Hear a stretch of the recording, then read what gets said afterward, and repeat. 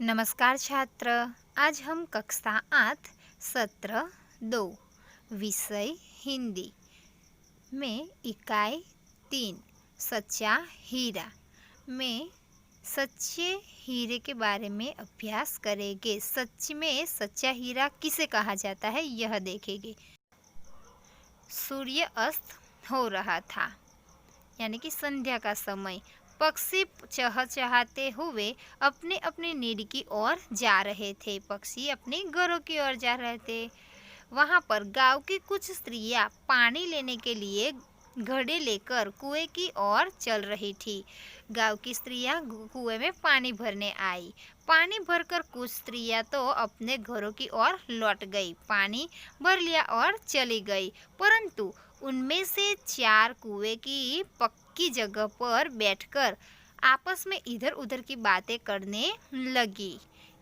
बातें करते करते क्या हुआ कि बातें करते करते बात बेटों पर जा पहुंची। सब स्त्रियां अपने अपने बेटों की बात करने लगी। उनमें से एक उम्र सबसे बड़ी लग रही थी। वह बोली, भगवान सबको मेरे बेटे जैसा बेटा दे। मेरा बेटा लाखों में एक है। पहली स्त्री बोली कि मेरा बेटा लाखों में एक है। उसका कंठ बहुत मधुर है कि वो बहुत ही अच्छा गा सकता है। वह बहुत अच्छा गाता है।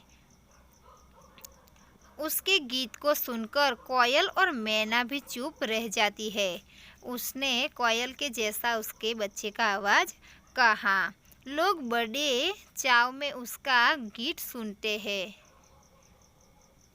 उसकी बात सुनकर दूसरी स्त्री का मन हुआ कि वह भी अपने बेटे की प्रशंसा करे। सब अपने अपने बेटे की प्रशंसा करने लगे। उस पर दूसरी स्त्री बोली, मेरे बेटे की बराबरी कोई नहीं कर सकता, कि मेरा बेटा बराबरी के लायक बराबरी नहीं कर सकता, कि वह ही होशियार है, वह बहुत ही शक्तिशाली है, जैसे कि अर्जुन की तरह। वह बड़े बड़े बहादुरों को भी पछाड़ देता है।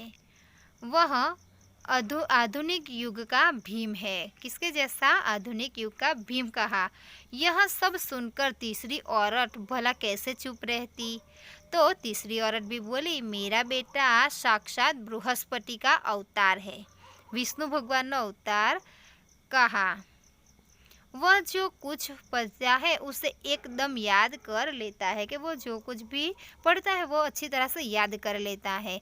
ऐसा लगता है मानो उसके कंठ में सरस्वती का निवास है, जैसे कि सरस्वती उसके कंठ में बसी है। तीनों औरतों की बातें सुनकर चौथी स्त्री चुपचाप बैठी रही। तो सबको लगा कि ऐसा क्यों, वो अपने बच्चे के बारे में क्यों नहीं बोलती। उसने उसके बेटे के बारे में कुछ न कहा। पहली ने उसे टोका।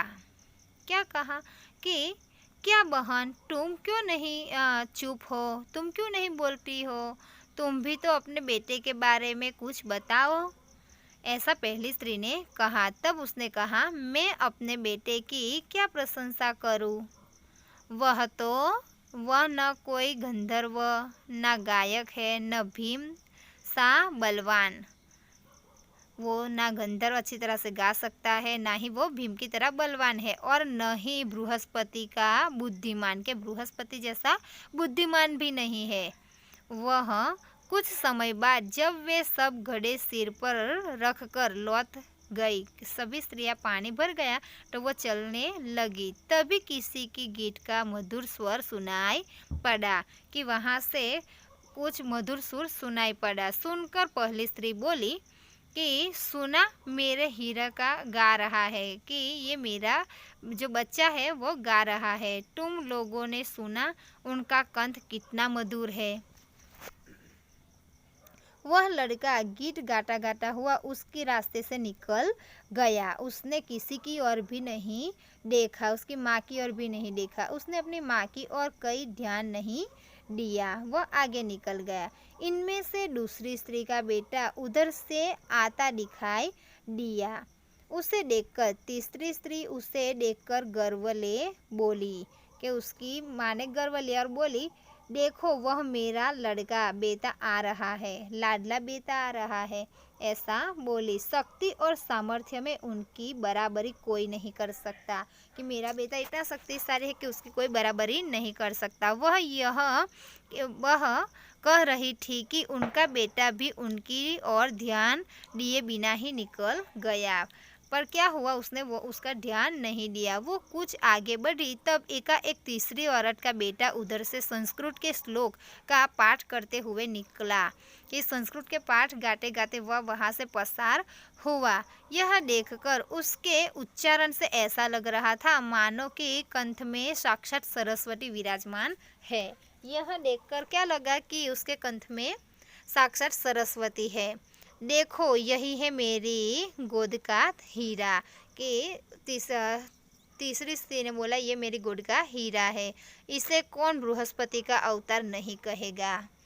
ऐसे बड़ा से लेने लगी, परंतु उसका बेटा भी माँ की ओर देखे बिना ही आगे बढ़ गया। माँ की ओर देखा भी नहीं और आगे चला गया। वह अभी थोड़ी ही दूर गया कि चौथी स्त्री का बेटा भी अचानक उधर से आ निकला, कि चौथी स्त्री का बेटा भी वहाँ पर आया। वह देखने में बहुत ही सीधा साधा और सरल प्रकृति का लग रहा था। वह बहुत सीधे साधा था और सरल प्रकृति का था। उसे देखकर चौथी स्त्री ने कहा, बहन यही है मेरा लाल है। चौथी स्त्री उसके बारे में बात ही कर रही थी कि उसका बेटा पास आ पहुंचा, और वहां पर वो पहुंचा तो उनकी माँ ने देखकर वह रुक गया और बोला, कि वह नज़दीक आया और बोला, माँ लाओ मैं तुम्हारा घड़ा पहुंचा दूँ। उसने उसकी माँ के ओर देखा और उसका घड़ा लेने के लिए कहा। मना करते हुए भी उसने माँ के सिर से पानी का घड़ा उतार कर अपने सिर पर रखा और घर की ओर चलने लगा। तीनों औरतें बड़े ही आश्चर्य से चौथी स्त्री के बेटे को देखती रही। सब स्त्री अपने बच्चे की बहुत ही तारीफ कर रही थी, पर चौथी स्त्री ने अपने बच्चे की तारीफ नहीं की थी। एक वृद्ध महिला बहुत देर से उन औरतों के पीछे चल रही थी, उनकी बातें सुन रही थी। पास आकर बोली, देखी क्या है, यही सच्चा हीरा है। जो अच्छा होता है वही सच्चा हीरा होता है। यहाँ पर यह पाठ समाप्त होता है।